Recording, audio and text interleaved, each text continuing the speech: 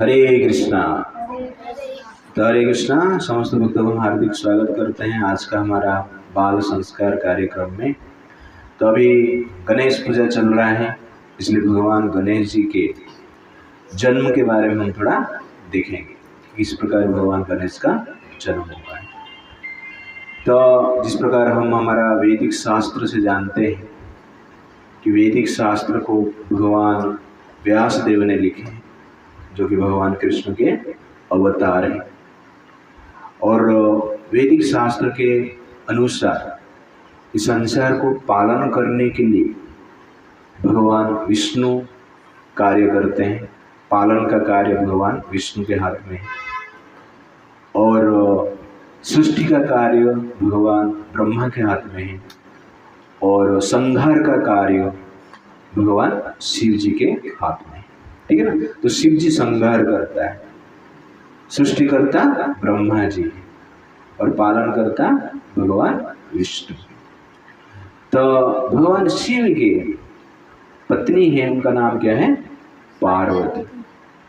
और पार्वती और शिव जी हिमालय में निवास करते हैं और हिमालय में मान सरोवर करके एक हृदय लेक है। हृदय का नाम क्या है? मान सरोवर। सब लोग बोलो, हृदय का नाम क्या है? हाँ, मान सरोवर। जोर से बोल लेगा। क्या है हृदय का नाम क्या है? हाँ। शिव जी कहाँ पर निवास करते हैं? हिमालय में। शिव जी की पत्नी का नाम क्या है? हाँ, अभी क्वेश्चन आंसर करेंगे हम, ठीक है ना।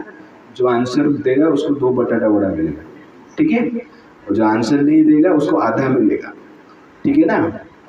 एक बार माता पार्वती हिमालय के पास जो मान सरोवर है वहाँ पे स्नान कर रहे हैं एक घाट में, और उनके शरीर में चंदन हल्दी का लेपन रहता है। माता पार्वती क्या करते हैं? अपना शरीर का हल्दी और चंदन को निकालते हैं और निकाल कर वहाँ पे उस हल्दी चंदन से एक प्रकार की मूर्ति बनाते हैं, एक प्रकार के बालक को निर्माण करते हैं। और उस बालक को माता पार्वती जी क्या करते हैं? जीवन दान देते हैं और कहते हैं तुरंत ही बालक को बड़ा हो जाता है। और माता पार्वती उस बालक को कहते हैं कि आप इस घाट का रक्षा करो, इस घाट में किसको भी प्रवेश करने मत दो। तो इस प्रकार पार्वती जी कहते हैं। तो उस बालक को माता के आज्ञा के अनुसार उस मान सरोवर का घाट को रक्षा करने के लिए खड़े हैं और मान सरोवर में पार्वती जी स्नान कर रहे हैं। तो उस समय पे भगवान शिव वहाँ पर आते हैं। तो वहाँ पर जब आते हैं देख रहे हैं कि बालक खड़ा है और बालक को पूछते हैं कि मुझे अंदर जाना है, रास्ता दीजिए। तो बालक कहता है कि मैं आपको छोड़ नहीं सकता है, कि माता का आज्ञा है कि किसको भी छोड़ना नहीं, इसलिए मैं आपको छोड़ नहीं सकता। तो उस बालक जो था शिव जी को जानता नहीं था कि वो उनके पिता हैं करके, इसलिए शिव जी बार बार बोले छोड़ने के लिए, लेकिन बालक क्या है? जिद था, इसलिए छोड़ नहीं रहा था। और उसके बाद शिव जी और उस बालक के साथ एक प्रकार के बड़ा युद्ध हुआ और बड़ा युद्ध में शिव जी देख रहे हैं बालक को डिफीट करना, पराजय करना संभव नहीं, इसलिए शिव जी क्रोधित होकर क्या करते हैं? उस बालक का सर को शरीर से अलग कर लेते हैं। तो सर उड़ जाता है और अनेक दूर में जाके गिरता है और उनका शरीर ही पड़ा है। और उसके बाद शिव जी पार्वती जी को मिलने के लिए मान सरोवर के भीतर जा रहे हैं। तो पार्वती जी देख रहे हैं शिव जी आ रहे हैं और उनका त्रिशूल में रक्त लगा हुआ है। तो पार्वती ने पूछा, आप त्रिशूल में रक्त कैसे लगा है? तो शिव जी कहते हैं कि एक बालक उधर खड़ा था, वो अंदर आने नहीं दे रहा था, चितखोर था, सुन नहीं रहा था, समझाया नहीं, समझा तो मैं क्या किया? सर काट दिया। तो पार्वती जी मूर्छित हो जाते हैं। कुछ समय के बाद उनका मूर्छित अवस्था से चेतन अवस्था में आते हैं और कहते हैं जिस बालक का आपने वध किया है उस बालक आपका ही संतान है। मैंने ही, मेरा शरीर का अंगराग जो है उससे मैं इस बालक का निर्माण किया था और आपका ही पुत्र था। इसलिए आपने बड़ा पाप कार्य किया है, लेकिन मुझे पुत्र चाहिए। तो इस प्रकार जब शिव जी सुनते हैं तो शिव जी तुरंत क्या करते हैं, उत्तर दिशा में एक हाथी सोया हुआ रहता है, उस हाथी का सर को काट कर उस बालक का शरीर के साथ जोड़ देते हैं। उस हाथी के शरीर के साथ वो बालक को भी जीवन देते हैं। इसीलिए उस बालक का नाम क्या हुआ, गजानन। क्या हुआ, गजानन। तो गज मतलब हाथी, गज मतलब हाथी, आनन मतलब मुख, ठीक है ना, आनन मतलब सर। तो हाथी का सर उनका शरीर के साथ जोड़ा गया, इसलिए उनका नाम क्या हुआ, गजानन। और शिव जी उस बालक का शक्ति को जान पाए और उनको लगा कि ये बालक मेरा संतान है, इसलिए मेरे जैसी शक्ति इस बालक के पास है। इसीलिए इस बालक को मेरा जो भूत गण है, प्रेत गण है, गण मतलब ग्रुप, ठीक है ना, गण मतलब क्या है, ग्रुप। तो भूत प्रेत का ग्रुप रहता है शिव जी के पास, शिव जी के साथ घूमते हैं। तो भूत प्रेत गण का ये क्या होगा, मालिक होगा, कंट्रोलर होगा, नियंत्रक होगा, ग्रुप लीडर बनेगा। क्या बनेगा, ग्रुप लीडर बनेगा। इसलिए उनका नाम क्या बना, गणेश। क्या बना, गणेश। गण मतलब ग्रुप, ईश्वर मतलब लीडर, ठीक है ना। तो ग्रुप लीडर को क्या बोलते हैं, गणेश। तो who is Ganesh, group leader, भूत प्रेत का ग्रुप लीडर। भूत प्रेत को कंट्रोल करना इजी नहीं है। आप लोग इधर बैठे हैं तो मैं थोड़ा जोर से आवाज करता हूँ तो आप क्या हो जाते हो, शांत हो जाते हो। आपको कंट्रोल करना इजी है, लेकिन भूत प्रेत को कंट्रोल कर पाएगा, इधर कोई भूत आ गया, प्रेत आ गया तो कंट्रोल होगा नहीं, मुझे भूत प्रेत आ जाएगा, ठीक है। तो भूत प्रेत को कंट्रोल करने के लिए बहुत शक्ति चाहिए, बल भी चाहिए और भय से मुक्त भी होना चाहिए। इसलिए उनका नाम क्या पड़ा, गणपति। ओके ना, उनका नाम क्या पड़ा, गणपति। तो गणपति और गणेश, तो गणेश मतलब ग्रुप लीडर, गणेश का मतलब क्या है, ग्रुप लीडर, गणपति का मतलब क्या है, ग्रुप लीडर। ओके ना, जो भूत प्रेत का गण को कंट्रोल करते हैं। और उसके साथ साथ भगवान शिव की कृपा से गणेश जी क्या करते हैं, हमारा संसार में जो कुछ विघ्न आता है, कुछ प्रॉब्लम आता है जीवन में, पढ़ाई में कुछ प्रॉब्लम आएगा, ठीक है, घर में कुछ प्रॉब्लम होगा, तो हर प्रॉब्लम का समाधान करने के लिए शक्ति, करने का जो शक्ति है गणेश जी के पास है। इसलिए गणेश जी का और एक नाम क्या है, विघ्नहर्ता। क्या नाम है, विघ्नहर्ता और विघ्नेश्वर, इस प्रकार कहा जाता है, ठीक है। तो क्यों विघ्नहर्ता कहा जाता है, विघ्न मतलब विपत्ति, प्रॉब्लम, समस्या, उसको दूर करते हैं, इसलिए उनका नाम क्या पड़ा, विघ्नहर्ता पड़ा। और यहाँ पर एक चीज भी हम देख रहे हैं कि भगवान शिव जी ने गणेश का सर को काट दिया, शरीर को ठीक रखा, ठीक है। क्यों गणेश का सर को काटे, क्यों गणेश का सर तो था लेकिन समझ नहीं था। क्या नहीं था, समझ नहीं था, इसीलिए भगवान ने सर को काट लिया। तो शरीर में शक्ति है और सर में क्या है, समझ है। और सर में समझ रहेगा तो शरीर क्या करेगा, हमें ठीक कार्य शरीर के द्वारा हम कर सकते हैं और शरीर से लाभ हमें मिल सकता है। लेकिन सर में समझ नहीं रहेगा तो शरीर ठीक काम कर पाएगा, नहीं कर पाएगा। क्यों, क्योंकि समझ के अनुसार शरीर का काम करता है, ठीक है ना। तो समझ चला जाएगा तो शरीर इधर उधर काम करेगा। तो मान लो सर में समझ नहीं है तो शरीर क्या करेगा, दारू पिएगा, ठीक है ना। शरीर क्या करेगा, बीड़ी पिएगा। शरीर क्या करेगा, दूसरे को मारने की प्रयास करेगा। तो शरीर गलत काम करेगा। जब समझ हमारा नष्ट हो जाएगा, शरीर हमारा गलत कार्य करेगा। इसीलिए शिव जी जो उस बालक का सर को काटते हैं, इसका अर्थ क्या है, उसका जो गलत विचार है, गलत मति है, अज्ञान है, उसको काटते हैं। और गजानन का सर जोड़ते हैं, इसका अर्थ क्या है, हाथी को क्या कहा जाता है, गज कहा जाता है, लेकिन हाथी को बुद्धिमान पशु कहा जाता है। एक पशु है लेकिन क्या है, बुद्धिमान है। इसलिए हाथी का सर को उस बालक के साथ जोड़ते हैं। तो हाथी का सर बुद्धि का प्रतीक है। तो जब सर असमझ हो जाता है, गलत कार्य करता है, उस सर को हमें क्या करना चाहिए, काट देना चाहिए। ओके ना? तो हमारा सर गलत हर रोज करता है, काट देंगे? नहीं, सर को नहीं काटेंगे, उस गलत विचार को काट देना चाहिए, उस गलत समझ को काट देना चाहिए, उस अज्ञान को काट देना चाहिए। इसीलिए हमें भगवान शिव से प्रार्थना करना चाहिए, हे भगवान शिव, आप जिस बालक का सर को काट ले, वैसे ही मेरा हृदय में, मन में, सर में जो अज्ञान का विचार है उसको आप काट दीजिए। इस प्रकार हमें क्या करना चाहिए? प्रार्थना करना चाहिए। और इस लीला से शिव जी बता रहे हैं कि अज्ञान का सर को हमें काटना है, अज्ञान को हमें काट देना है, गलत विचार को हमें काट देना है, गलत बुद्धि को हमें काट देना है। इसीलिए भगवान शिव ने उस बालक का शरीर में एक हाथी का सर जोड़े। हाथी का सर जो है ज्ञान का प्रतीक है, बुद्धि का प्रतीक है। इसीलिए हमारा जो सर में क्या जोड़ना चाहिए? हमें बुद्धि जोड़ना चाहिए, ज्ञान जोड़ना चाहिए। और इसीलिए हम यहाँ पर क्या कर रहे हैं? बाल संस्कार के कार्य कर रहे हैं, जिससे कि हमारा शरीर में क्या बढ़ेगा? ज्ञान बढ़ेगा, हृदय में ज्ञान उत्पन्न होगा, और जिसके द्वारा शरीर ठीक से कार्य करेगा। ज्ञान किस लिए चाहिए हमें? शरीर को डायरेक्शन देने के लिए, राइट डायरेक्शन देने के लिए ज्ञान की आवश्यकता है। इसीलिए जनरली इस लीला से हम सीख रहे हैं, अज्ञान को काटकर ज्ञान के साथ हमें जोड़ना है। That is exactly Ganesh Chaturthi. तो गणेश पूजा का अर्थ क्या है? अज्ञान को काटना और ज्ञान के साथ जोड़ना। दैट इज एग्जैक्टली गणेश पूजा।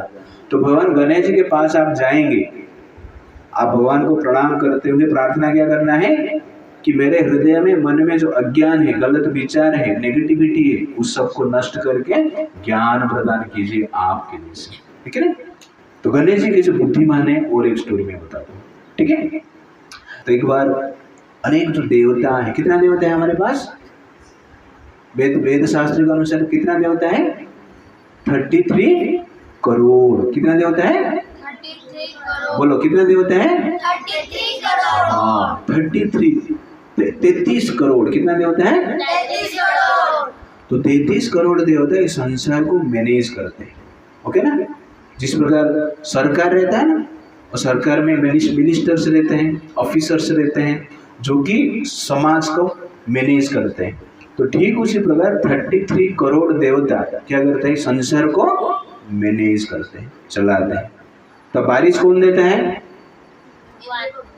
इंद्रदेव देते हैं। कौन देता है? इंद्रदेव देते हैं।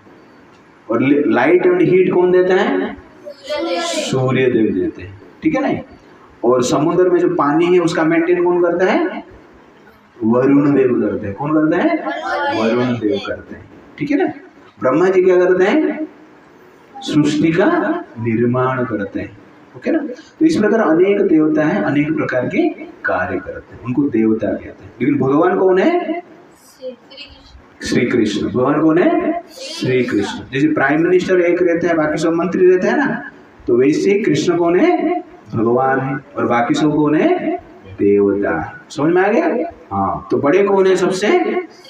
श्री कृष्ण। तो प्राइम मिनिस्टर के अंडर मिनिस्टर कार्य करते हैं, वैसे कृष्ण के अंदर इंद्र, चंद्र, वरुण, यमराज, ब्रह्मा, शिव आदि क्या करते हैं? कार्य करते हैं। गणेश भी कार्य करते हैं।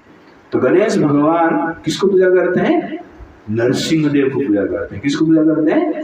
नरसिंह देव। और नरसिंह देव की कृपा से गणेश जी को शक्ति मिलता है, और उस शक्ति से गणेश जी क्या करते हैं? संसार का रक्षा करते हैं। तो एक बार इस देवताओं के बीच में एक प्रकार की आर्गुमेंट हो गया, तर्क शुरू हो गया। क्या ना? संसार में पहला पूजा किसको मिलना चाहिए?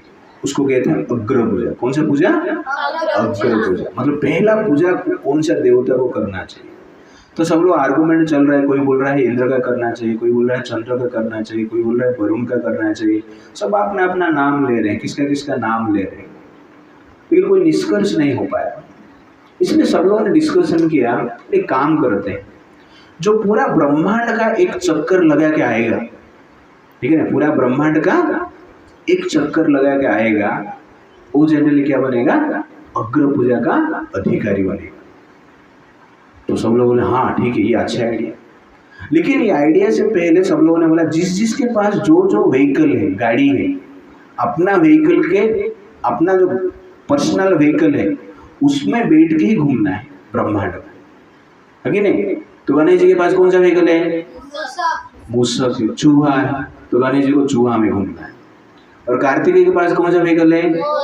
मोर, मोर में घूमना है। ब्रह्मा जी के पास कौन सा व्हीकल है? फूल, नहीं, हंस। कौन सा है? हंस, पक्षी है। बतख देखा ना? हाँ, बतख जैसे ही, लेकिन अच्छे और बड़ा है और उसका नेक बड़ा रहता है और स्पीड से उड़ता है, उसको कहते हैं हंस, ठीक है? और शिव जी का व्हीकल क्या है? नंदी। तो इस प्रकार अनेक जो देवता है उनका व्हीकल अलग अलग है। हाँ, दुर्गा जी का व्हीकल क्या है? शेर। तो अनेक देवता अपना अपना व्हीकल में बैठ गए। कंडीशन क्या था? अपना व्हीकल में बैठना, भाड़े पे लेंगे तो नहीं चलेगा, ठीक है ना? बोला अरे तेरा तो भाड़े पे ले लेता हूँ मैं, लेकिन काम करके आ जाते, राउंड मार के आता हूँ, बाद में पेट्रोल खर्चा भी दे दूंगा, लेकिन मुझे दे देना। नहीं, अपना व्हीकल में घूमेंगे। तो कार्तिकेय मोर पे बैठकर भागने लगा, ब्रह्मा जी हंस में बैठकर भागने लगे, बाकी देवता अपने अपने जो व्हीकल है, वाहन जिसको कहते हैं, तो वाहन में बैठकर भागने लगे। सब लोग स्पीड में जा रहे, स्पीड में जा रहे, क्योंकि सबको ब्रह्मांड का राउंड मार के आना है। और गणेश जी क्या है? अपना चूहा में बैठे, और चूहा में बैठ के, मूषक में बैठ के जा रहे। और चूहा को कितने भी जोर से जाने के लिए बोलेंगे तो क्या है? वो स्लो ही जाएगा। मोर का कंपटीशन हो ही नहीं सकता है, हंस का भी कंपटीशन नहीं कर सकते, बाघ का भी कंपटीशन नहीं कर सकते। तो सब लोग अपना अपना वाहन में बैठ के भाग रहे हैं और गणेश जी पीछे जा रहे हैं। तो रास्ते में नारद जी देखे कि ये सब देवता लोग जोर से ब्रह्मांड का परिक्रमा क्यों कर रहे हैं। इसलिए जानने के लिए वो जो परिक्रमा का रास्ता था, उस रास्ते के बीच में नारद जी आगे बीना बजाते हुए कीर्तन करने लगे, हरे कृष्णा कृष्णा कृष्णा हरे हरे, हरे राम राम राम हरे हरे। इस प्रकार नारद मुनि ने कीर्तन चालू कर दिया। लेकिन सब देवता क्या है? कंपटीशन के पीछे, राउंड कंप्लीट करना है। पहला राउंड, पहला जो कंप्लीट करेगा वो उसका अग्र पूजा मिलेगा। इसलिए नारद जी को सब रास्ते में देखे, नारद जी कीर्तन कर रहे हैं वो भी सुने, लेकिन नारद जी को जैसे कि देखे नहीं, बिना देखे इसे भाग गए। कभी कभी होता है ना, सर उस साइड से आ रहे हैं तो हमको प्रणाम करना पड़ेगा, इसलिए हम क्या करते हैं? उसको बिना देख के इसी भाग जाते हैं, ठीक है ना? किसका किसका एक्सपीरियंस है इससे? कोई आ रहा है बड़े आदमी, उसको देखना नहीं, ठीक है ना? कौन कौन करता है ऐसा? गौरव नहीं करता है? हाँ करता है, हाथ उठा है कि नहीं? तो हम लोग क्या करते हैं? किसको प्रणाम करना पड़ेगा, प्रभु जी आ रहे हैं, देखना पड़ेगा, प्रणाम करना पड़ेगा, इसलिए बिना देख के चला जाए। सर आ रहे हैं, तो इस प्रकार करते हैं। और इनको तो कंपटीशन जीतना है, इसलिए सब देवता क्या, नारद जी को देखे ही नहीं, सुने ही नहीं, और क्या कर रहे हैं? जोर जोर से भाग रहे हैं। तो नारद जी सोच रहे हैं, अरे पहले तो सब लोग मुझे देखते तो प्रणाम करते थे, पूछते थे, और आजकल मुझे सम्मान ही नहीं दी, प्रणाम भी नहीं की, इसे बिना देख के, देखे हुए बिना देखे ऐसा चले गए, ऐसा कैसे हो गया? तो इस प्रकार सोच रहे हैं। सब तो जा रहे हैं, सबको बुला रहे नारद, नारद इंद्र आर्य चंद्र, कोई सुन नहीं रहा है, जैसे कि सुनने ही नहीं दे रहा है, इसे ही भाग रहे। अचानक अंत में नारद जी देखे कि गणेश जी पीछे आ रहे हैं, और गणेश जी जब देखे नारद मुनि को, तो तुरंत गणेश जी अपने चूहा से उतर गए, और उतर कर नारद जी को दंडवत प्रणाम की, और प्रणाम करके नारद जी को पूछे कि आप यहाँ पर क्या कर रहे हैं? मैं थोड़ा कीर्तन कर रहा था भगवान का। बाद में नारद जी गणेश जी को पूछे, देवता लोग क्यों इतना जोर से भाग रहे हैं, मुझे सम्मान ही नहीं दिया, पूछा ही नहीं आज, इसका कारण क्या है? ना सबको अग्र पूजा प्राप्त करना है, इसलिए आपको देखे ही नहीं, इसे चला गया। अब मैं तो पीछे ही था, और मुझे पता है मुझे तो जितना भी नहीं है, लेकिन चूहा तो कितना भी करो, लेकिन आगे तो बढ़ नहीं पाएगा, इसलिए मैराथन में जीत नहीं पाएगा। और मैंने सोचा मैं क्या करूँ, थोड़ा आपको भी प्रणाम कर देता हूँ, इसलिए मैं आपको प्रणाम थोड़ा कर दिया। नारद जी बोला, हाँ जबरदस्त, एक काम करते हैं, प्रणाम तो किया है, लेकिन मैं आज किसको हरे कृष्णा कथा नहीं किया है, भगवान का कथा किसको सुनाया नहीं। सब लोग भाग रहे हैं, किसके पास टाइम नहीं सुनने के। इसलिए मैं आपको थोड़ा कृष्ण कथा सुनाना चाहता हूँ। कृष्ण कथा थोड़ा सुनेंगे क्या आप? गणेश जी बोले हाँ ठीक चलेगा, ऐसे ही तो पीछे हूँ मैं, ठीक है नहीं, आगे तो जाने का चांस ही नहीं, भगवान का कथा भी थोड़ा सुन लेते हैं। तो इस प्रकार नारद मुनि ने गणेश जी को भगवान कृष्ण का कथा 1 घंटा सुनाए। 1 घंटा सुनने के बाद अब नारद मुनि गणेश जी को बोले कि संसार का सृष्टिकर्ता जो है भगवान कृष्णा है, राम है। इसीलिए कृष्ण और राम का नाम में जितना पावर है उतना पावर इस संसार में है ही नहीं। कृष्ण राम का नाम का थोड़ा सा पावर से ये संसार बना है, ओम का शब्द से ये संसार बना है। इसीलिए आपको क्या करना है कि पूरा ब्रह्मांड का परिक्रमा करने की जरूरत नहीं है। तो नारद मुनि क्या किए, राम करके लिखे। क्या लिखे? राम। तो राम एक बड़ा अक्षर बनाए और लिखे, उसको एक पेपर पे लिखे और गणेश जी को बोले ये राम का जो अक्षर है, नाम है, उसको क्या करना है, आपको परिक्रमा करना है, उसको 3 बार परिक्रमा करो। गणेश जी तो आज्ञाकारी थे, भक्त थे, और नारद जी जो नाम लिखे हैं पेपर पे, उस राम नाम का चारों ओर 3 बार परिक्रमा की। आंख बंद करके हरे कृष्णा महामंत्र के साथ क्या कर रहे हैं, परिक्रमा कर रहे हैं। हरे कृष्णा कृष्णा कृष्णा हरे हरे, हरे राम राम राम हरे हरे। इस प्रकार 3 बार हरे कृष्णा महामंत्र बोल के परिक्रमा की। आंख बंद था उनका और चूहा के साथ परिक्रमा कर रहे हैं। अचानक आंख खोले तो गणेश जी कहां पर थे, सबसे आगे थे।